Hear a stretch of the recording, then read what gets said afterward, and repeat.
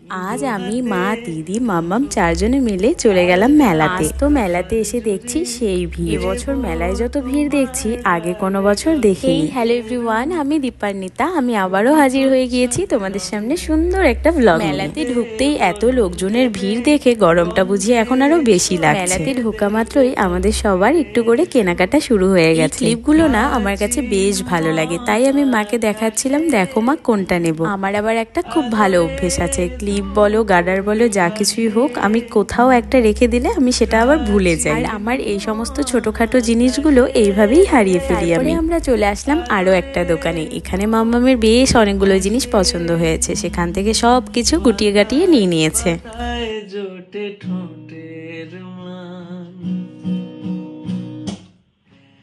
আরো আদিম গাছ হবে, সূর্য নরম হবে, জানলার গভীরে দেখি ভাসছে দালান। আরো আদিম গাছ হবে, সূর্য নরম হবে।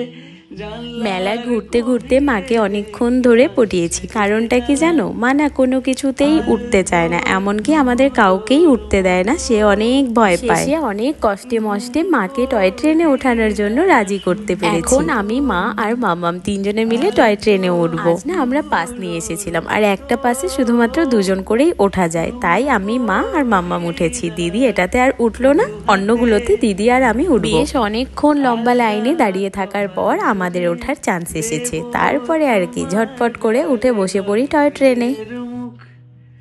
তুমি প্রচ্ছদে রং দেবে, শব্দে রং দেবে, গন্ধে ছড়িয়ে দেবে গল্পের সুর। টয় ট্রেন থেকে নেমেই আমি আর দিদি চলে আসি ব্রেক ড্যান্সে উঠতে। আমি আর দিদি তো ভীষণ এক্সাইটেড ছিলাম যে কতক্ষণে উঠবো। আর একদিকে আমার মা আমাদের জন্য ভয়ে কাতর হয়ে দাঁড়িয়ে আছে। বারবার করে বলে দিয়েছে শক্ত করে ধরে বসো তোমরা দুজন, আর ফোন নিয়ে বেশি ভিডিও করো না। তাই মার কথা মতো প্রথমে শুরুতেই ভিডিও একটুখানি করে নিয়ে ফোনটা পকেটে ঢুকিয়ে দিয়েছি। আমরা ওদিকে ব্রেক ড্যান্সে এনজয় করছি, এদিকে আমাদের মাম্মাম এটাতে এনজয় করছে। আমরা দু বোন ব্রেক ড্যান্স থেকে নেমেই সোজা চলে আসি টোরাটোরাতে উঠতে। টোরাটোরাতে উঠবো বলে আমরা নাগরদোলনার লাইনে গিয়ে দাঁড়িয়ে গিয়েছি। পরে দেখছি যে না, এটা তো আর টোরাটোরা নয়, তারপরে এসে এটাতে উঠছি। সূর্য নরম হবে, জানলার গভীরে দেখি ভাসছে দালান। আলতো তুলোর মতো। এই রাইডগুলোতে ওঠার জন্য আমার মাকে আমাদেরকে অনেক পটাতে হয়েছে, অনেক বোঝাতে হয়েছে, তারপরে উঠতে পেরেছি। কিন্তু আগে আমার মা আমাদেরকে নিয়ে ব্রেক ড্যান্সে অনেকবার উঠেছে। শুধু টয় ট্রেন, ব্রেক ড্যান্স এই দুটোতেই উঠতে দেখেছি, তবে এখন মা ভীষণ ভয় পায়। আচ্ছা, তোমাদের মাওরাও কি আমার মার মতো এরম ভয় পায়? আমরা দু বোন যতক্ষণ এই রাইডটাতে ছিলাম ততক্ষণ মা আমাদের দিকে তাকিয়েছিল। আমরা যখন নেমেছি মা যেন শান্তি পেয়েছে। আমরা নেমে নিচে এসে দেখছি আমাদের মাম্মাম আবার প্লেনে উঠেছে। তোমার গালে গল্পের মুখ, তুমি প্রচ্ছদে রং দেবে, শব্দে রং দেবে, গন্ধে।